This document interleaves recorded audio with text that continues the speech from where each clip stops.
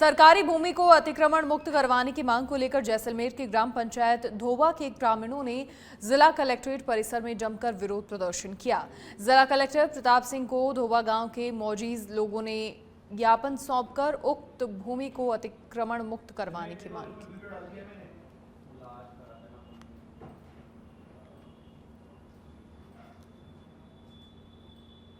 और अब श्रीगंगानगर से खबर। श्रीगंगानगर दौरे पर एडीजीपी बीएल मीणा 2 दिवसीय पुलिस के विभिन्न विभागों का निरीक्षण किया। पुलिस लाइन में क्राइम मीटिंग और संपर्क सभा में शामिल हुए। कल सूरतगढ़ थाना क्षेत्र का निरीक्षण करेंगे।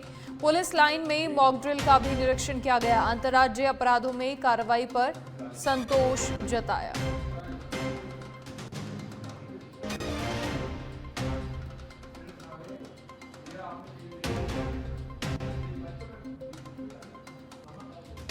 पुलिस के विभिन्न विभागों का निरीक्षण किया। श्रीगंगानगर के 2 दिवसीय दौरे पर ADGP BL Meena. Police line में मॉक ड्रिल। इस तरह के काफी सारे केसेस रजिस्टर होके और क्रिमिनल पकड़े गए हैं। आपको पता होगा कि एंटी गैंगस्टर टास्क फोर्स बनी हुई है, वो इस इश्यू को स्पेसिफिकली डील कर रही है। आपने न्यूज़पेपर वगैरह में पढ़ा होगा कि बाहर से भी कुछ एक्यूज है वो एक्सट्रैक्ट करके लाया गया है ना। तो ये सारा सब कुछ उसी मोडस ऑपरेंडी का पार्ट है। और आपके पड़ोस में तो एक बड़ा अपराधी इस तरह की गतिविधियों में या तो वो लिप्त है और या वो पहले लिप्त था अब नहीं है, बट उसके नाम से दूसरे लोग फेक आइडेंटिटी के साथ में कॉल करके और ये रैंसम ले रहे हैं और लोग डर की वजह से दे भी रहे हैं।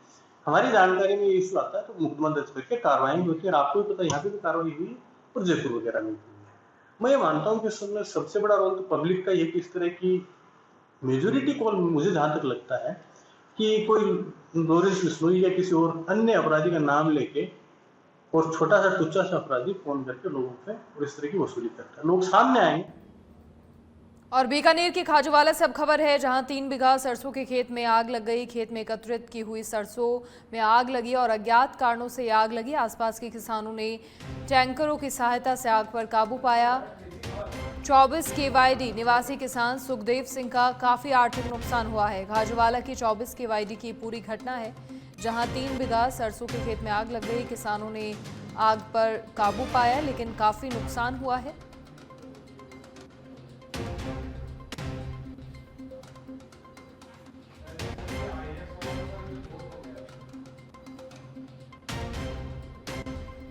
झुंझुनू के चिकित्सा संस्थानों में फायर सेफ्टी सप्ताह का आयोजन किया जा रहा है।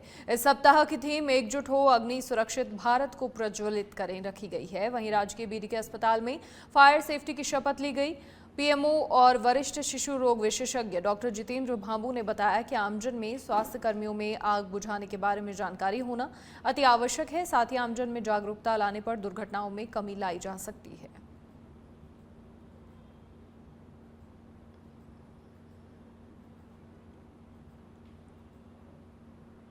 बांसवाड़ा कलेक्ट्रेट सभागार में जिला स्वास्थ्य समिति की बैठक में हीट वेव को लेकर चर्चा हुई। निदेशालय से बांसवाड़ा दौरे पर आए जिला नोडल अधिकारी डॉक्टर एसएम स्वामी ने सभी अस्पतालों में बेड को आरक्षित रखने के निर्देश दिए। उन्होंने कहा कि हीट वेव वाले केसों के लिए अलग से वार्ड बनाएं और एसी कूलर की व्यवस्था रखना सुनिश्चित करें। उन्होंने जिले में संचालित एम्बुलेंस में भी आइस पैक रखने के निर्देश दिए। साथ ही आमजन में जागरूकता फैलाने के भी आदेश दिए।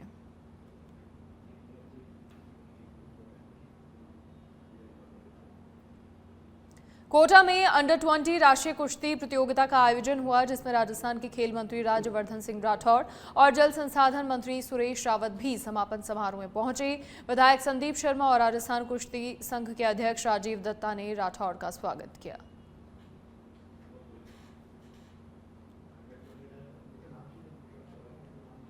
खबर सवाई माधोपुर से है, जहां पर विगत 16 अप्रैल को बालक को बाघ के जरिए अपना शिकार बना लेने का मामला सामने आया था, जिसमें घटना के बाद 24 अप्रैल तक दुर्ग जाने वाला रास्ता बंद करने के वन विभाग ने आदेश जारी किए थे, जिसका लोगों के जरिए विरोध भी किया गया। मामले में मंदिर के पुजारी, टैक्सी यूनियन और दुकानदार धरने पर बैठे थे, लेकिन अब वन अधिकारियों के जरिए 25 अप्रैल को रास्ता सुचारू करने के आश्वासन के बाद धरना स्थगित हुआ है। जी, इस धरने का मुख्य उद्देश्य था कि यात्री जो आते हैं उनको गणेश जी महाराज के दर्शन हो।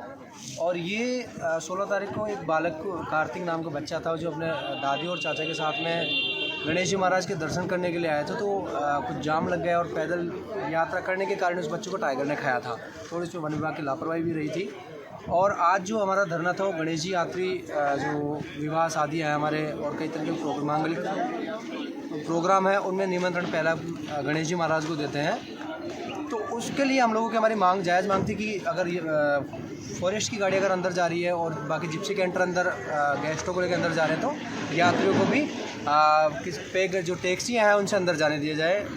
तो वन विभाग के अधिकारियों ने हमें आश्वासन दिया है कि इसमें अभी अंदर काम चल रहा है और कल बुधवार को देखते हुए अगर भीड़ ज़्यादा होती है तो जो जीपें हैं उनसे यात्रियों को अंदर पहुंचाने की कोशिश की जाएगी। अन्यथा ये 25 तारीख को सुचारू रूप से गेट का यात्रियों के लिए आश्वासन दिया है। जी, आश्वासन दिया है। और अगर इन्होंने अपना आश्वासन पूरा नहीं किया तो फिर हम हमारी का एक उग्र आंदोलन करेंगे।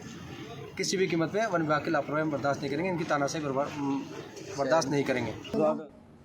और अब सिरोही के शिवगंज से बड़ी खबर, जहां घरेलू सिलेंडर में लगी आग ने विकराल रूप धारण कर लिया। मुख्य बाजार के धान मंडी स्थित भवानी टी स्टॉल में रेगुलेटर चेंज करने के दौरान गैस सिलेंडर ने आग पकड़ ली और देखते ही देखते आग ने विकराल रूप धारण कर लिया। होटल मालिक ने आग बुझाने का प्रयास किया लेकिन काबू नहीं पाया जा सका। आग बुझाने के प्रयास में होटल मालिक के दोनों हाथ भी झुलसे। आग लगने से पूरे बाजार में अफरा-तफरी मच गई।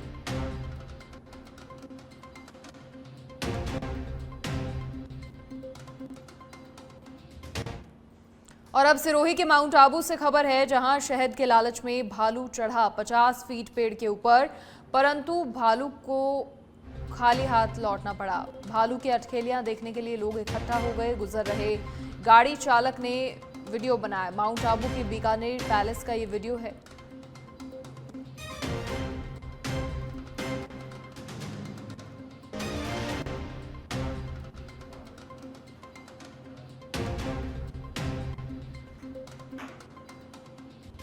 डूंगरपुर की चीखली पंचायत समिति के राजस्व गांव पादरफला ने जिला कलेक्टर को ज्ञापन सौंपकर ग्राम पंचायत धाम का तालाब में रखने की मांग रखी और ग्रामीणों ने प्रतिनिधि मंडल ने ज्ञापन देकर अपना विरोध दर्ज करवाया। वहीं परिसीमन में आपत्ति दर्ज कराते हुए जल्द समाधान करने की भी मांग रखी गई। हमारा पादरा गांव है, पहले चाडोली में था, अब थाम का तालाब में। हम थाम का तालाब में यथावत रहना चाहते, कुदरिया में नहीं जाना चाहते, इधर उधर नहीं जाना चाहते। किस तरह जाएंगे दूसरे तो वहाँ जंगल एरिया और पानी वाला रास्ता है, वहाँ नहीं जा सकते। कुदरिया मतलब 1.5 किलोमीटर दूर है और थाम तालाब हमारा नज़दीक है, पास में। लड़कियां लड़कों से कम नहीं होती, ये बात एक बार फिर से साबित की है झुंझुनू की लाडली ज्योति कुमावत ने। ज्योति कुमावत ने यूपीएससी के एग्जाम में 433वीं रैंक प्राप्त की है, जिसके बाद उनके परिवार में खुशी का माहौल है। वहीं ज्योति ने कहा कि यूपीएससी क्रैक करने के लिए हमारा लक्ष्य क्लियर होना चाहिए।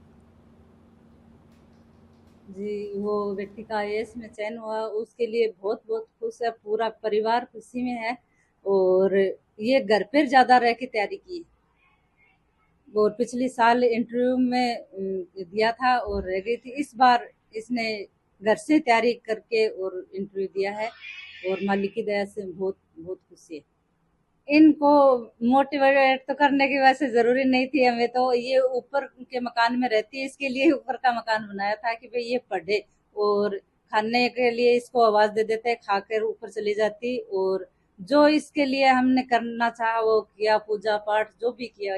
बहुत ही खुश हैं सारे परिवार के सदस्य। बेटी ने बहुत अच्छी सफलता हासिल की है, 433वीं रैंक मिली है और कई दिनों से इसने कठोर परिश्रम किया है और ईश्वर की कृपा है और इसकी मेहनत और हमारे सारे जो सामाजिक सदस्य हैं, हमारे मित्र हैं, उनकी शुभकामनाओं का परिणाम है और सभी ने हमें बधाइयाँ दी हैं। उनका हम तहे दिल से शुक्र अदा करते हैं, धन्यवाद करते हैं और बेटी आगे और प्रोग्रेस करती रहे, ईश्वर से हम यही कामना करते हैं।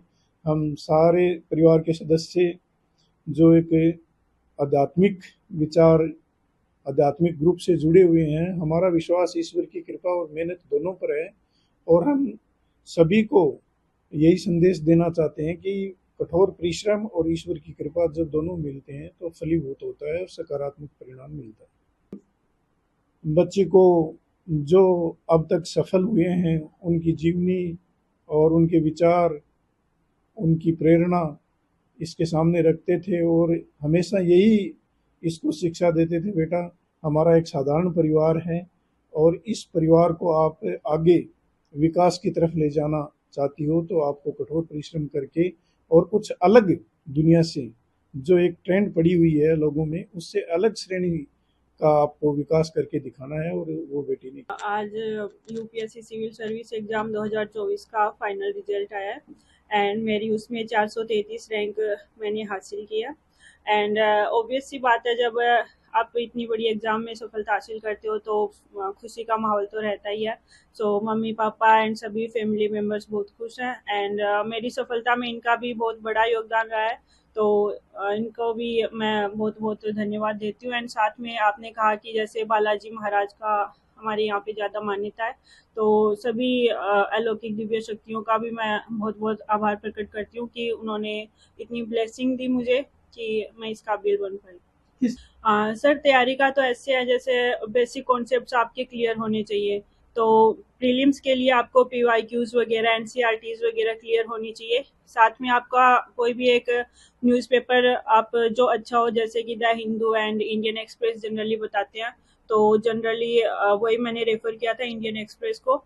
एंड उसके बाद में मेंस के लिए भी सर PYQ एंड जो मार्केट में अच्छी कोचिंग इंस्टीट्यूट्स हैं उनकी जो टेस्ट सीरीज है मेंस के लिए वो अवेलेबल रहती है, तो उनको घर पर ही ला करके मैंने तैयारी की थी। सो मोस्टली मेरा जो तैयारी का एरिया वो घर पर ही कंप्लीट हुआ है एंड इंटरव्यू के लिए भी। और अब अनूपगढ़ से खबर, जहां कार और टाटा मैजिक गाड़ी की आमने सामने टक्कर हो गई। हादसे में कार सवार महिला की मौत हुई। ओवरटेक करते समय वाहन से टक्कर हुई। हादसे में अन्य 5 लोग घायल हो गए। एक को बीकानेर और 2 को श्रीगंगानगर रेफर किया गया।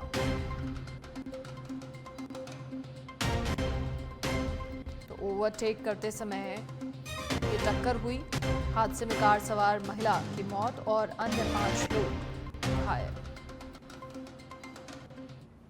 अजमेर के JLN चिकित्सालय में मरीजों के परिजनों के लिए एक सराहनीय पहल की गई है। भीषण गर्मी को देखते हुए अस्पताल अधीक्षक डॉक्टर अरविंद खरे ने अस्पताल परिसर में टेंट लगवाकर छाया की व्यवस्था की है, जिससे मरीजों और उनके परिजनों को गर्मी से राहत मिली है। मरीजों के परिजनों ने इस मानवीय पहल के लिए डॉक्टर खरे का आभार जताया और कहा कि ये व्यवस्था गर्मी में किसी वरदान से कम नहीं है।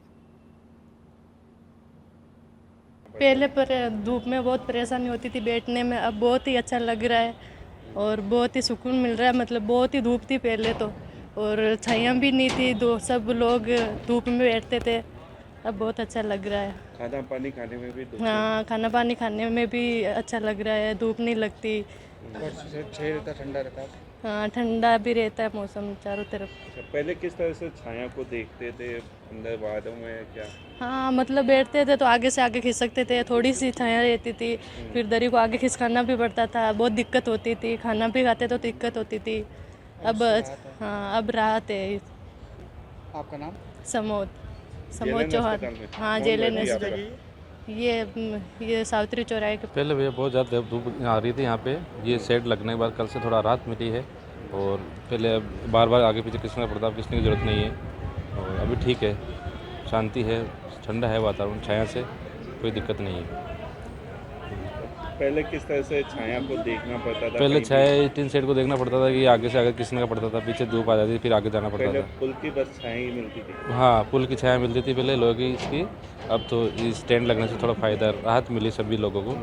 ये तो किस तरह से अस्पताल प्रशासन को और अच्छा करना चाहिए? बिल्कुल और अच्छा करना चाहिए सर। पब्लिक बहुत परेशान होती है, पानी के लिए है, ये गर्मी धूप के लिए है, तो ये टेंट लगने से काफ़ी राहत मिली लोगों को, काफ़ी फायदा। गर्मी पड़ रही है तो पानी की किस तरह से सुविधा? पानी सर सुविधा है लेकिन थोड़ा ठंडा कम मिलता है पानी की सुविधा, और एक आधा नीचे जाना पड़ता है बार बार, और ऊपर फ्रिज नहीं है, थोड़ा फ्रिज की व्यवस्था हो अच्छी। प्रशासन से मेरी निवेदन है ताकि अच्छा हो, कुछ तो पब्लिक परेशान ना हो, इसलिए। आपका नाम? सर रामचंद्र रावत है मेरा नाम। बारां जिले के हरनावदा शाहजी स्थित कस्तूरबा गांधी आवासीय विद्यालय में पढ़ने वाली छात्रा ने यहां के अध्यापकों पर मारपीट का आरोप लगाया है। अध्यापिकाओं पर यहां पढ़ने वाली 6ठी कक्षा की छात्रा के साथ हाथ पैर बांधकर मारपीट करने का आरोप लगा है। वहीं विद्यालय प्रबंधन ने मारपीट की घटना को निराधार बताया है। जानकारी के अनुसार क्षेत्र के रवासिया गांव निवासी छात्रा के चाचा ने थाने में एफआईआर दर्ज करवाई है, जिसमें उसने स्कूल की अध्यापिका और सहायिका पर उसकी भतीजी के हाथ पैर बांधकर उसके मुंह में कपड़ा ठूंसकर उसके साथ मारपीट का आरोप लगाया है। 1 बजे छुट्टी हुई थी, मैं मेरे रूम में चली गई और बालिकाएं हाँ की आवाज़ मुझे आई। बालिकाएं मेरे दरवाजे तक आई, रूम तक। उन्होंने कहा कि भाई ये मैडम ये माया है ना भूत आने जैसी हरकतें कर रही है, माया भूत आने जैसी हरकतें कर रही है, खुद को नुकसान पहुंचा रही है, खुद के हाथों को, ऐसे बालों को, खुद के गालों को, सबको उसने खुद नोचा है। मिर्गी आने जैसी हरकत वो कर रही है। कह रही थी कि तुम अगर कोई भी मेरे हाथ लगाओगे ना तो तुम्हें जेल की चक्की भिजवा दूंगी, तुम दूर से ही बात करो, मैं हॉस्टल में नहीं रहना चाहती, नहीं तो मैं तुम्हारे माथे मर जाऊँगी। 2-3 बार छत पे गई और सारी की सारी लड़कियां हैं ना उसको पकड़ पकड़ के लाई। छत पे काहे के लिए गई? मरने के लिए, कूदने के लिए। अच्छा। वो यूँ कह रही थी कि मुझे किसी भी स्थिति में हॉस्टल में नहीं रहना है, मेरे पापा मेरी मम्मी की पिटाई करते हैं तो मैं तुम्हें मेरे घर पे रहूँगी, मेरी मम्मी की रखवाली करूँगी। 1 बजे छुट्टी। 21 तारीख को एक मैसेज सोशल मीडिया पे वायरल हो रहा था कि बच्चे के साथ इस तरह से हाथ पांव बांध के मारपीट की घटना की गई। उस संबंध में आज मैंने यहाँ की जांच की। सभी संबंधित जो भी पक्षकार हैं, बच्ची के अभिभावक, स्कूल के प्रिंसिपल और संबंधित क्लास के बच्चे, उन सभी से पूछताछ की गई। उनके बयान लिखित किए गए हैं। पुलिस से भी इस मामले में जो प्रथम दृष्टया उनके पास जो मामला आया था उसमें बातचीत की गई। अस्पताल प्रशासन से भी इस मामले में बातचीत की गई। सभी बयानों को लिखित किया गया। और कल का 12-1 बजे करीब मेरे पास यहाँ की जो इंचार्ज मैडम उसने फ़ोन किया कि आपकी बच्ची की तबीयत ख़राब है, आप बच्ची को लेने आ जाओ। तो 1 बजे का टाइम था। मैंने कि मैडम गर्मी ज़्यादा पड़ रही और मैं थोड़ा 4-5 बजे करीब लेट आऊँगा। उसके बाद में मैं जैसे 4-5 बजे आते मुझे मैंने कि बच्ची से मिलाओ, मुझे क्या तबीयत ख़राब है या फिर फ़ोन से बात कराओ। उस टाइम तो इन्होंने मना कर दिया कि तुम कोई फ़ोन से बात नहीं कराएंगे तुमसे और आप आके बच्ची को ले जाओ और पेपर में यहाँ ले आना। जैसे मैं हॉस्टल पहुँचा 5 बजे करीब, तो पहुँचते ही मैडम मेरे पास ऑफिस में बुलाते मेरे से कहा कि ऐसा करो, आपकी बच्ची को ले जाओ, रजिस्टर में साइन करो और घर पे ले जाओ और आप तो केवल पेपर दिलाना ले आना। मैडम ऐसी क्या बात है? मैंने आप बच्ची से मेरे को मिलाओ, इसके बाद में मैं ले जाऊँगा। कि नहीं, आप बाहर ही मिल लेना। मुझे हम बच्ची और दोनों हम यहाँ आए। बाहर आते बच्ची से पूछा, बेटा क्या हुआ? कि मेरे दोनों हाथ पैर बंधे हुए थे, मुंह में टॉवल ठूस दिया। उसके बाद में मेरे साथ मारपीट की और बच्ची को जब मैंने देखा तो उसके चेहरे पे पूरे पे उंगली मंडी हुई थी, लाल चट मुँह हो रहा था और उसके मुँह में और खून टाइप आ रहा था। उसके बाद में मैं अन्नाउद्दा साजिद थाना में पहुंचा। वहाँ जाकर मैंने परिवार दिया। साहब बच्ची के साथ इस तरह से घटना हुई। यहाँ पर 2 चौकीदार रहते थे, एक तो बापूलाल, एक रंगलाल। इनसे मैंने पूछा भाई हकीकत घटना क्या है क्या नहीं, तो उन दोनों ने कहा, उन्होंने बताया मुझे कि इस बच्ची के पैर बंधे हुए थे और हमने देखा है और चिल्ला रही थी बच्ची, ऐसे उन्होंने कहा। उसके बाद हमने अन्नाउद्दा थाने में जाकर परिवार दिया। नहीं, बच्ची जब चिल्ला रही थी तो चौकीदार ने छुड़ाने की कोशिश नहीं की? चौकीदार हुए तो चौकीदार को ही पता है। नहीं, बच्ची चिल्ला रही, रो रही, कक्षा 6 हाँ, तो चूँकि गया नहीं, उसकी कोई मैडम ने कहा साइड में कि भाई ये मर जाएगी, बच्ची को छोड़ दो अब तुम। कल का और पाली के सुमेरपुर से अब खबर, जहां सुमेरपुर में बाइक चोरी गिरोह सक्रिय है। हाउसिंग बोर्ड कॉलोनी में बाइक चोरी का असफल प्रयास किया गया। सोशल मीडिया पर यह वीडियो भी वायरल हुआ है। वीडियो में बाइक को चुराने का प्रयास करते हुए चोर दिखाई दिए। शहर के अन्य इलाकों में दर्जनों बाइक चोरी हो चुकी हैं। पुलिस सीसीटीवी फुटेज के आधार पर तलाश कर रही है। हालांकि सच बेधड़क इस वायरल वीडियो की पुष्टि नहीं करता है। अलवर जिले के प्रभारी मंत्री डॉक्टर किरोड़ी लाल मीणा ने मिनी सचिवालय के कलेक्ट्रेट सभागार में जिला स्तरीय अधिकारियों की समीक्षा बैठक ली है। बैठक में उन्होंने स्पष्ट निर्देश दिए कि केंद्र और राज्य सरकार की योजनाओं का प्रभावी क्रियान्वयन सुनिश्चित किया जाए और आमजन की समस्याओं का शीघ्र समाधान हो। अभी तो आधे विभागों की हुई है, आधे विभाग और रह गए। तो लोगों ने कहा भूख लगे तो खाना खाओ। और वो जो खा रहे हैं लोग वहाँ होटलों का सीली सेट के पास जो आप देख के आए थे, इलीगल बन रही है। वहाँ पर भी चल के खा लेंगे। नहीं, क्या उसका क्या हुआ? अभी मैराथन मीटिंग कई चीज कैंसर टाइप होती है, कई चीज कैंसर टाइप होती है, बढ़ती जाती है। अभी तक क्या रिपोर्ट? जब तक कैंसर का कोई मेडिसिन नहीं मिले तब तक अतिक्रमण का भी बड़ा। अधिकारियों की मीटिंग से पहले आप प्रेस कॉन्फ्रेंस करो, उसमें सारी सच्चाई का पता लग जाएगा। अधिकारी कितने अच्छे हैं यहाँ के। ये बात मेरी गलती रही। अगर मैं पहले पत्रकार वार्ता करता तो आपके सारे मुद्दे आ जाते। अब मैं तुरंत ज़्यादा से ज़्यादा 1 महीने में, नहीं तो 20 दिन में आपने जो इशू को ध्यान आकर्षित किया और भी मैं इकट्ठे कर लूँगा। और अब अलवर से बड़ी खबर, जहां मेले के दौरान पुलिस कर्मियों पर लगा मारपीट का आरोप। पटवारी से मारपीट का आरोप लगा। पटवारी से मारपीट और धक्का मुक्की का वीडियो सामने आया। धोलागढ़ देवी मेले में ड्यूटी पर था पटवारी। राजस्व सेवा परिषद ने घटना को लेकर विरोध जताया। पुलिस कर्मियों पर कार्रवाई करने की मांग। कार्रवाई न होने पर 24 अप्रैल को हड़ताल की चेतावनी। धोलागढ़ देवी मेले में ड्यूटी पर था पटवारी और पटवारी से मार। आज हम यहाँ पर पटवारी कानपुर तहसीलदार साहिबान आए हैं, क्योंकि जो कठुम्बर में जो लक्की मेला लग रहा है धौलागढ़ माता का, वहाँ पे एरिया मजिस्ट्रेट के नेतृत्व में कर्मचारी ड्यूटी कर रहे थे। कल रात को 10 बजे मतलब कि अशोभनीय तरीके से पुलिस के कार्मिक आए और जबरदस्ती हमारे पटवारियों को खींच के लेके गए, घसीट के कॉलर पकड़ खींच के ले गए और पीछे से लात चलाते हुए आप वीडियो देखोगे तो देखोगे जिस तरह से एक गुंडा टाइप का जो माहौल है वो पैदा किया। कर्मचारी सुरक्षित नहीं है। हम जो मतलब कि इस सरकार से और यहाँ के जिला प्रशासन से हम ये आग्रह करते हैं कि हमको कम से कम हम काम कर रहे हैं, रात दिन जो धरातल की जो काम है वो वैसी काम हम कर रहे हैं, लेकिन हमें सुरक्षित तो दो, सुरक्षा का अभाव है। कितने लोग थे वहाँ पे काम कर रहे उस समय?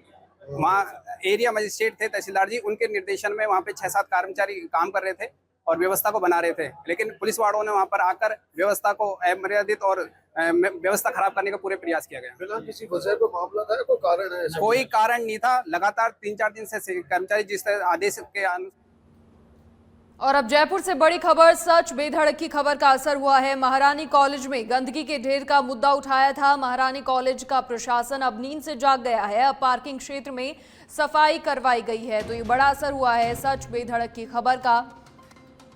महारानी कॉलेज में गंदगी के ढेर का मुद्दा प्रमुखता से उठाया था और इस पर अब महारानी कॉलेज का प्रशासन नींद से जागा है और पार्किंग क्षेत्र में सफाई करवाई गई है।